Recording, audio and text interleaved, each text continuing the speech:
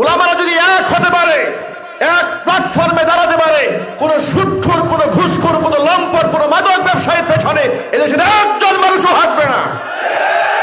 16 বছর সে মানুষের উপর জুলুম করেছে। সর্বশেষ সেনাবাহিনীর কাছে 1 ঘন্টা সময় চেয়েছিল জাতির উদ্দেশ্যে ভাষণ দেওয়ার।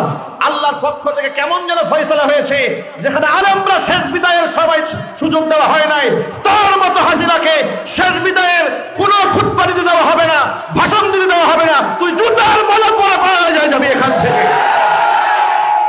জালেম সামান্যতম সন্তুষ্ট হয়, জালেমের দূষররা সামান্য পর্যন্ত ঐক্যবদ্ধ হওয়ার স্বপ্ন দেখে, এমন কোন কথা কোন ইসলামের কর্মীদের মুখ থেকে আমরা শুনবো না। আমরা শুধু এখন দেখতে চাই বাংলাদেশের সমস্ত মুসলমানরা ঐক্যবদ্ধ হবে এবং যারা রক্তক্ষয়ী সংঘর্ষ করেছে, গুম করেছে, খুন করেছে, হত্যাকাণ্ড করেছে, এর সঠিক বিচার এই বাংলার মাটিতে আমরা দেখতে চাই। রাজি আছেন কিনা? দুহাত দেখতে চাই। যেটা আমি আমার ব্যক্তিগতভাবে সারা জীবন লালন করেছি, যে আমি কোনোদিন, আমি আপাতমস্তক কওমি পড়ুয়া একজন ছাত্র, আমি কোনোদিন কওমি আলিয়া ভাগাভাগি করতাম না। সবার সাথে হৃদয়ের একেবারে গভীরতা নিয়ে সম্পর্ক রাখতাম। এই জন্য আমার অঙ্গনের অসংখ্য লোকেরা আমাকে তির্যক মন্তব্য করেছে, আমাকে ঘায়েল করেছে, আমাকে কখনো জামাত, কখনো শিবির, নানা কথা বলে বলে আমাকে দুর্বল করার চেষ্টা করেছে। আমি তাদের কোনো কথা আমলে নেইনি। আমি শুধু এটাই চেয়েছিলাম, জামাত ইসলামের সাথে আমার রাজনৈতিক সম্পর্ক না থাকতে পারে, কিন্তু ইসলামিক দল হিসেবে বাংলাদেশে যারা কাজ করছে তাদের প্রত্যেক দলটাকে আমি সমর্থন করি, ভালোবাসি, হিতাকাঙ্ক্ষী। এর একমাত্র কারণ আমি এই বাংলাদেশে ইসলামের রাজ কায়েম দেখতে চাই। আর এটা সমস্ত উলামারা এবং ইসলামিক দল একত্রিত না হলে দিবা স্বপ্ন দেখে কোনো লাভ নাই। আপনারা যারা মনে করেন আমাদের মাহফিলে অসংখ্য শ্রোতা হয়, আমাদের কারো সাথে যাওয়া দরকার নাই, আমরা একাই 100, এগুলা পাগলামি চিন্তা ছাড়া আর কিছু নয়। আওয়ামী লীগের মতো এত পুরাতন দল, তারাও রাষ্ট্র ক্ষমতায় যাওয়ার আগে 14 দল বানায়, 18 দল বানায়। কথা বলেন ঠিক না? বলেন। তারাও এত দল বানায়, এত শক্তি, এত সংগঠন, এত শাখা, এত প্রশাখা, এরপরেও তারা এককভাবে যাওয়ার চিন্তা করে না। আর এই দেশের কিছু হুজুররা মনে করে আমার মাহফিলে 2 লাখ লোক হয়েছে, আমার কি আর ডান বাম দেখার সময় আছে? মিয়া ভাই, সব ধান্দা বাদ দিয়ে দেন, সব বাদ দিয়ে উলামাদের এক হওয়ার সময় এসেছে। ওয়াল্লাহি ওয়া রাব্বিল কাবা, কাবার রবের কসম করে বলছি, আলিয়া কওমি ভেদাভেদ দূর করুন। সাথে সাথে যারা আলেমদের বিরুদ্ধে ঐক্যবদ্ধ উলামা যেন না হতে পারে, আলেমদের বিরুদ্ধে পেছন দিয়ে কাজ করে তাদেরকে চিহ্নিত করুন।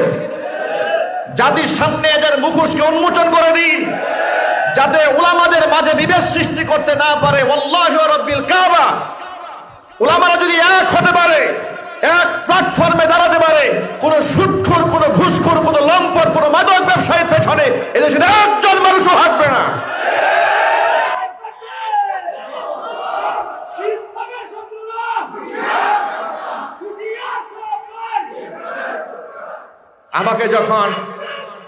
আমাকে যখন আজকের প্রোগ্রামে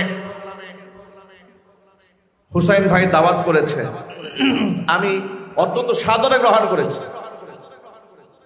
কিছু লোকেরা আমাকে বলে, হুজুর আপনি কওমি আলেম, জামাতের প্রোগ্রামে যাবেন? আমি বললাম, প্রিয় ভাই, এগুলা করে করে ইসলামের 12টা বাজাইছেন, এগুলা করে ইসলামের 12টা বাজিয়েছেন। এ আসাবিয়াত বাদ দিয়ে দেন। একমাত্র আমার ঘরে খাঁটি ঘি আছে, আর কারো কাছে নাই, এই চিন্তা বাদ দিয়ে দেন, এই চিন্তা বাদ দিয়ে দেন। এই চিন্তা বাদ না দিলে আজকে দেশের মানুষ আপনাদেরকে নিয়ে স্বপ্ন দেখে, আলেমদেরকে নিয়ে স্বপ্ন দেখে, স্বপ্ন না দেখে ঘৃণা করতে শিখবে। মনে রাখবেন, এদেশের আলেমরা যদি নিজেদের স্বার্থে স্বৈরাচারী হাসিনার দাওয়াতে অংশগ্রহণ করা অপরাধ না হয়, এদেশের ওলামায়ে কেরাম যদি দুনিয়াদার ব্যক্তিদের রাজনৈতিক মঞ্চে গিয়ে উপস্থিত হওয়াতে অপরাধ না হয়, এই দেশের ওলামারা যদি দুনিয়াবি যে কোনো প্রোগ্রামে অংশগ্রহণ করে অপরাধ না হয়, ইসলাম যারা চায় সাথে তাদের প্রোগ্রামে অংশগ্রহণ করার কারণে আলেমদের যদি তির্যক মন্তব্য করা হয়, আল্লাহু রাব্বিল কাবা, তারা ইসলামের শত্রু ছাড়া বন্ধু হতে পারে না।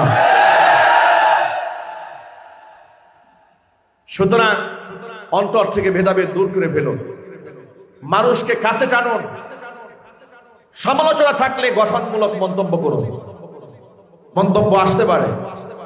কিছুদিন আগে বাংলাদেশের অত্যন্ত নন্দিত জনপ্রিয় বর্তমান জামাতের যিনি আমির ডাক্তার মোহাম্মদ শফিকুর রহমান, বিশ্বাস করুন আমি উনাকে, যেহেতু আমি রাজনৈতিক দলের কর্মী সদস্য না হওয়ার কারণে সেভাবে চিনতাম না, সিলেটে যখন বন্যা কবলিত মানুষের পাশে তিনি ত্রাণ দিতে গেলেন, তার কিছু বক্তব্য সোশ্যাল মিডিয়াতে কল্যাণে শুনলাম। শোনার পরে আমি একটু আলেম হয়ে, যেহেতু আমি নিজে দাওয়াতে কাজ করি, আমি মনে মনে ভাবলাম একজন ডাক্তার মানুষ এমন আধ্যাত্মিক কথা শিখলেন কোত্থেকে? এত সুন্দর কথা। ত্রাণ তো আমরাও দিতে গিয়েছি, আমরা দিতে গিয়া এই ভালো করে ছবিটা তোলেন যাতে করে পাবলিক ভালো করে দেখে যে আমি ত্রাণ নিয়ে আসছি। উনি কি বললেন?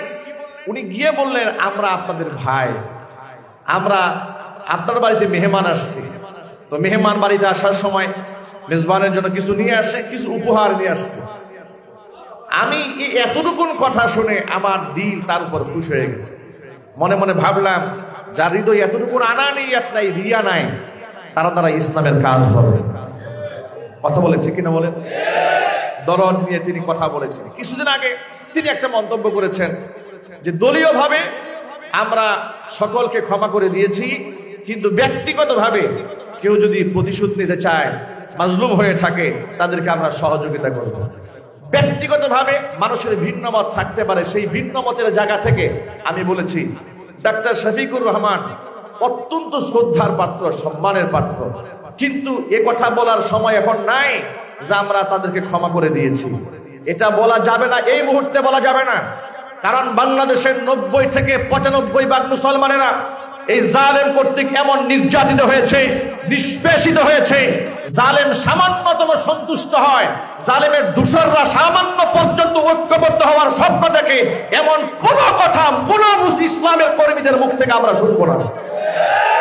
আমরা শুধু এখন দেখতে চাই বাংলাদেশের সমস্ত মুসলমানরা ঐক্যবদ্ধ হবে এবং যারা রক্তক্ষয়ী সংঘর্ষ করেছে, গুম করেছে, খুন করেছে, হত্যাকাণ্ড করেছে, এর সঠিক বিচার এই বাংলার মাটিতে আমরা দেখতে চাই। রাজি আছেন কিনা? দুহাত দেখতে চাই।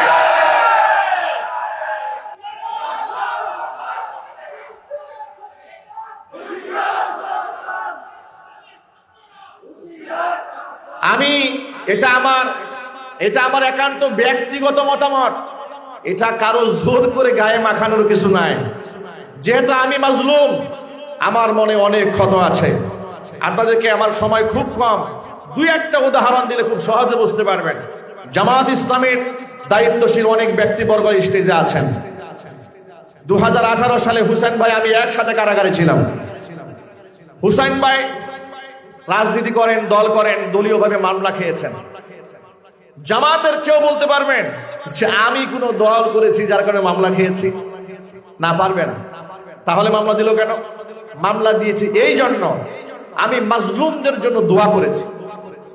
মাওলানা দিলওয়ার হোসেন সাঈদী রাহিমাহুল্লাহর জন্য খুতবায় বলেছিলাম, আল্লাহ, একজন মাজলুম আলেম যিনি এত বছর কোরআনের দাওয়াত দিলেন, ইসলামের কথা বললেন, তিনি আজ অসুস্থ, তখন তিনি অসুস্থ ছিলেন। এ আল্লাহ, তুমি তাকে হেফাজত করো, তাকে সুস্থতার নিয়ামত দান করো। এক দুয়াতে আমার বিরুদ্ধে মামলা হয়ে গেল। বুঝতে পেরেছেন? এক দুয়াতেই মামলা হয়ে গেল। কি পরিমাণ মাজলুম আমরা ছিলাম চিন্তাও করা যাবে না। স্বাধীনভাবে কথা বলার মতো কোনো সুযোগ আমাদের ছিল না। কথা বলেন ঠিক কিনা বলেন? যেহেতু আমরা মাজলুম হয়েছি, আমাদের মসজিদগুলাকে মসজিদে আকসার মতো ঘেরাও দিয়েছে। আপনারা এই দৃশ্য দেখেছেন, এখনো অনলাইন সোশ্যাল মিডিয়াতে সেই ছবিগুলো আছে। বুটবাজার কেন্দ্রীয় জামে মসজিদে সর্বশেষ খুতবা দেওয়ার জন্য যেদিন আমি গিয়েছি, চতুর্দিকে পুলিশ, এত পুলিশ। পুলিশকে জিজ্ঞেস করলাম, ভাই আপনারা এত পুলিশ কেন? পুলিশ বললেন, হুজুর আমরা এসেছি আপনাদেরকে নিরাপত্তা দেওয়ার জন্য। আমি বললাম, ভাই আমরা কি নিরাপত্তা চেয়েছি? আমাদের এই মসজিদগুলোতে আপনি এত পুলিশ থাকেন, মুসল্লি ঢুকতে ভয় পায়, আতঙ্কের মধ্যে পড়ে যায়। বলে না না, আপনাদের নিরাপত্তার দরকার আছে। আমি জুমার বয়ানে বলেছিলাম যে পুলিশ আলেমদেরকে পাহারা দেয় আর মদখোর বদমাশদেরকে ছেড়ে দেয়, ওদের পাহারাদারের প্রয়োজন হয় না। প্রিয় ভাইয়েরা, এরপরে সেখান থেকে তারা আমাকে এমন প্রেসার ক্রিয়েট করলো, বুটবাজার কেন্দ্রীয় মসজিদ থেকে আমাকে জুমা পড়াতে দেবে না। সর্বশেষ আমি বললাম, তাহলে আমাকে একটা জুমা দেন, আমি অন্তত পক্ষে বিদায় নিয়ে যাই। কারণ এত বছর যে মুসল্লিদের সাথে আমার সম্পর্ক হয়েছে, 8টা বছর জুমার খুতবা দিয়েছি, বিদায় নেওয়ার তো একটা সুযোগ আমাকে দেবেন। আমাকে বলল, আপনি বিদায় নিতে গেলে মসজিদে রক্তক্ষয়ী সংঘর্ষ বেঁধে যাবে, বিদায় নিতে দেওয়া হবে না।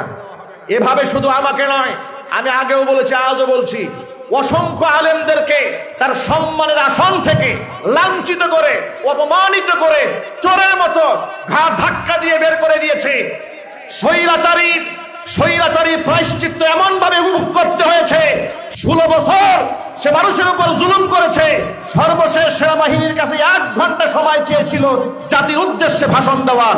আল্লাহর পক্ষ থেকে কেমন যেন ফয়সালা হয়েছে, যেখানে আলেমরা শেষ বিদায়ের সবাই সুযোগ দেওয়া হয় নাই, তার মতো হাসিনাকে শেষ বিদায়ের কোনো খুতবা দিতে দেওয়া হবে না, ভাষণ দিতে দেওয়া হবে না। তুই জুতার মালা পরা পাওয়া যায় যাবি এখান থেকে।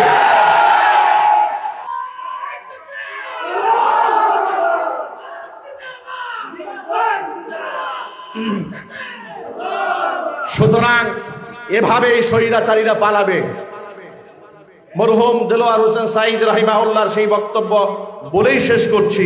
তিনি বলেছিলেন, সময় আসবে এমন ইঁদুরের গর্ত পাবে না পালাবার জন্য। ওলামারা ভেদাভেদ ভুলে যান। আমার কোনো দোষ থাকলে আপনি আমাকে সংশোধন করে দেন। ফাসলিহু বাইনা আখাওয়াইকুম, আমি আমার ভাই, আমি আপনার ভাই, আমাকে সংশোধন করে দিন, আমি সংশোধন হয়ে যাব, কিন্তু দূরে ছেলে দেবেন না। আমরা কি এক হয়ে থাকতে পারবো ইনশাল্লাহ? আমরা কওমি, আলিয়া, ওয়াহাবি, সুন্নি ভাগ করতে চাই না। আমরা উলামারা এক হয়ে বাংলার জমিনে ইসলাম কায়েমের স্বপ্ন দেখতে চাই।